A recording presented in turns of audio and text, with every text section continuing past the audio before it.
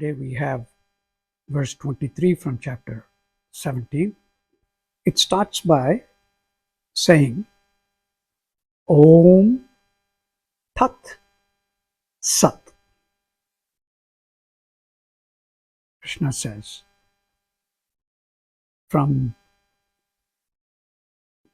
the origin of the Vedas, the Vedic scholars, and the yajnas is from those three things. Om Tat Sat.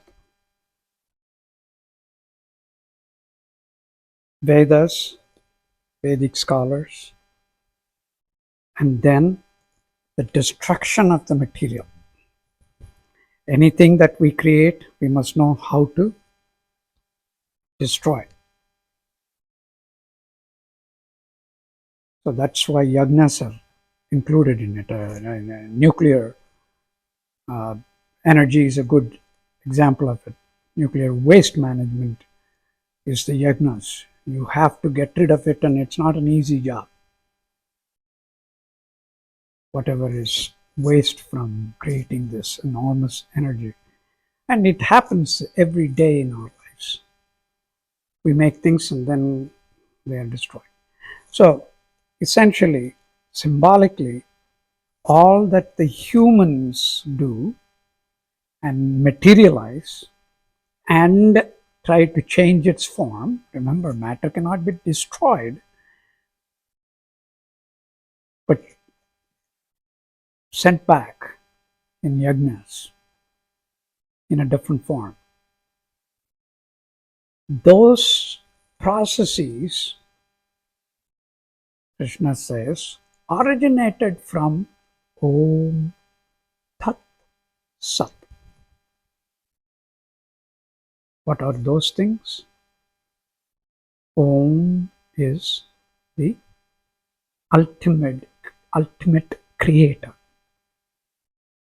Tat in Sanskrit essentially means that, but in this context, it means the owner of the ultimate reality. And Sat is the owner of the ultimate action.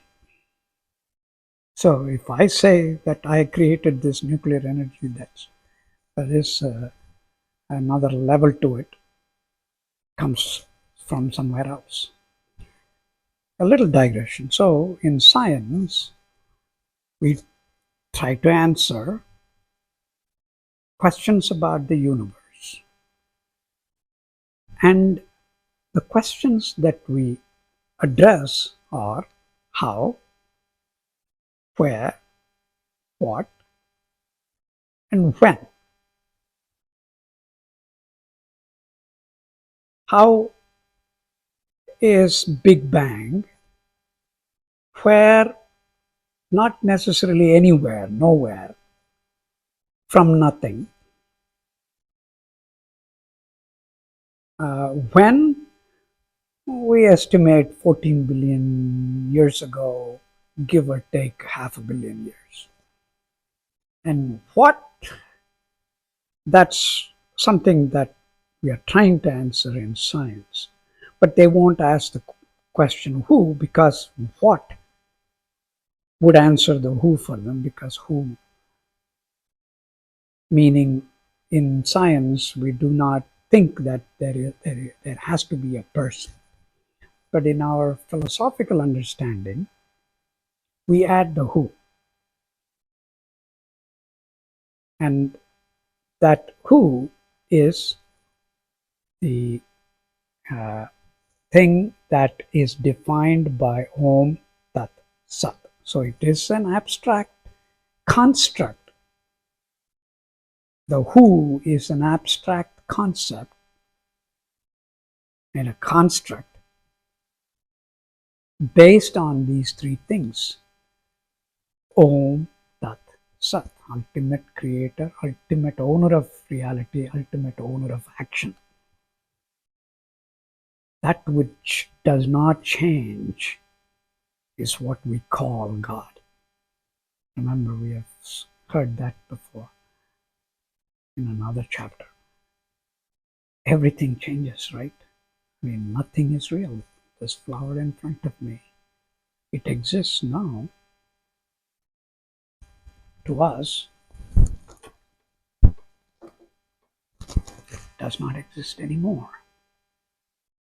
But I can describe what it was exactly if I have the capacity to a T, to the last detail.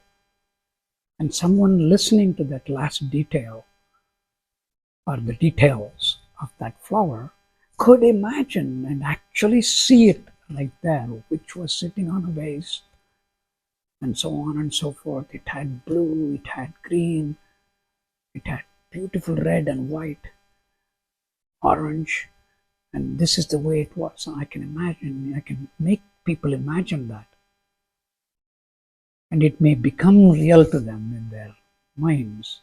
But to me, I saw it. But it doesn't exist anymore. Same way, most everything, not most, everything in the universe changes, doesn't remain exactly the same way forever.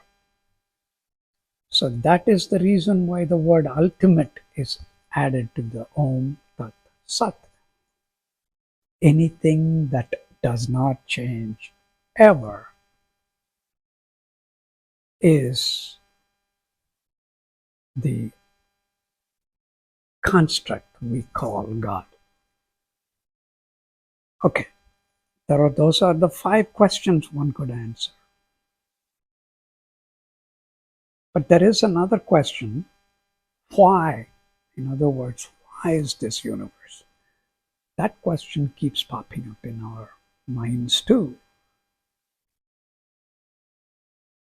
There is no answer to it in science, absolutely not.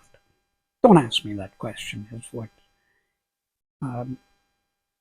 In fact, I believe I've heard Stephen Hawking say something about it. But there is no answer to it. Why? In other words, the argument would be, don't ask that question. But what our scriptures tell us, Bhagavad Gita, Vedas, and all other scriptures, that Upanishads, what they tell us is that you can find the answer to it through these disciplines that were described so far in the Bhagavad Gita.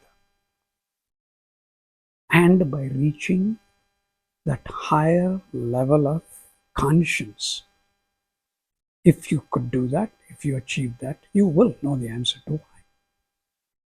That's the faith. And that's my understanding of this verse.